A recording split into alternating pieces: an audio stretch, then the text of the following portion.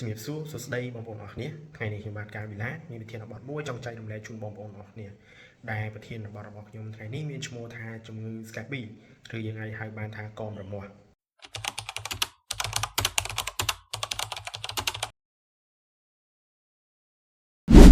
ជំងឺ Scabby គឺជាជំងឺដែលបង្កឡើងដោយប៉ារ៉ាស៊ីតម្យ៉ាងដែលមានឈ្មោះថា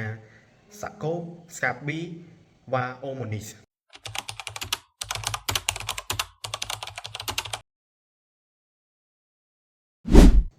ហើយមានលក្ខណៈឡើងកន្ទុយក្រហមឡើងជាខ្សែពងទឹកហើយមានលក្ខណៈរមាស់ហើយការរមាស់នោះគឺរមាស់ខ្លាំងនៅពេលយប់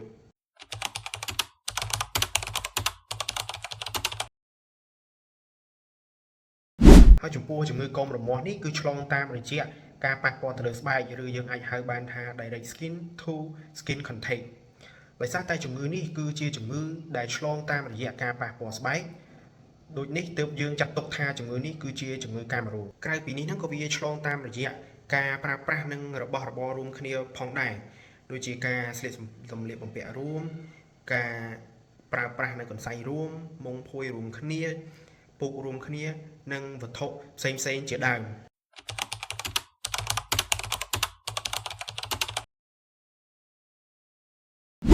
ជំងឺនេះគឺឆ្លងខ្លាំងចំពោះការរស់នៅជុំគ្នាឧទាហរណ៍ដូចជាការនៅ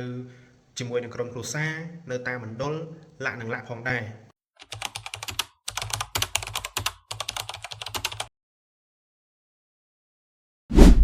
ចំពោះរោគសញ្ញានៃជំងឺកមរមាស់ឬយើងអាចហៅបានថា Scabby នេះគឺមានលក្ខណៈឡើងកន្ទួលក្រហមវែងនៅលើស្បែកដែលកន្ទួលក្រហមវែងនេះគឺជាការផ្លាស់ទីរបស់មេរោគ Scabby ញី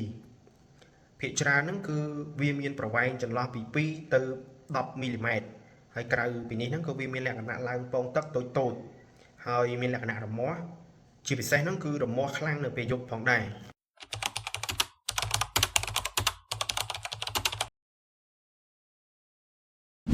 ចំពោះទីតាំងឬកន្លែងដែលច្រើនកើតភាគច្រើនហ្នឹងគឺកើតនៅតាមច្រវាក់ដៃច្រវាក់ជើងក្លៀកកដៃកជើងកកំភួនដៃចង្កេះប្រអប់ជើងម្រាមជើងពងស្វាស់ពេលខ្លះហ្នឹងអាចកើតនៅជុំវិញជើងស្ដន់ឬបាតដៃបាតជើងផងដែរ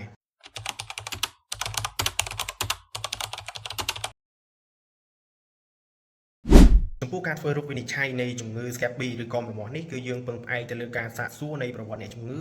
ថាតើគាត់ធ្លាប់រស់នៅជុំគ្នាឬក៏នៅតាមតំបន់ដែលមានឆ្លង Scabby ឬក៏យ៉ាងណាហើយក្រៅពីនេះហ្នឹងគឺយើងត្រូវការពិនិត្យមើលទៅលើស្បែករបស់គាត់ថាតើមានកន្ទួលក្រហមឬពងទឹកដែរឬទេហើយក្រៅពីនេះហ្នឹងក៏យើងអាចធ្វើការមើលមីក្រូទស្សន៍ដែលរកជាមួយនឹងពពួកប៉ារ៉ាស៊ីតដែលមាននៅលើស្បែករបស់គាត់ផងដែរ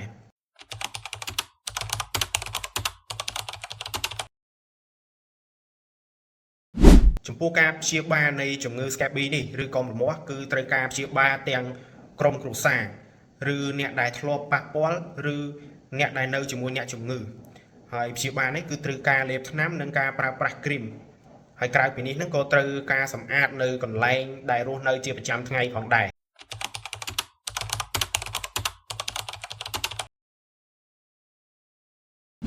ជំងឺ Scabby គឺជាជំងឺដែលព្យាបាលជាប៉ុន្តែត្រូវការព្យាបាលតាមរយៈគ្រូពេទ្យនិងអនុវត្តនៅអនុសាសន៍របស់គ្រូពេទ្យផងដែរ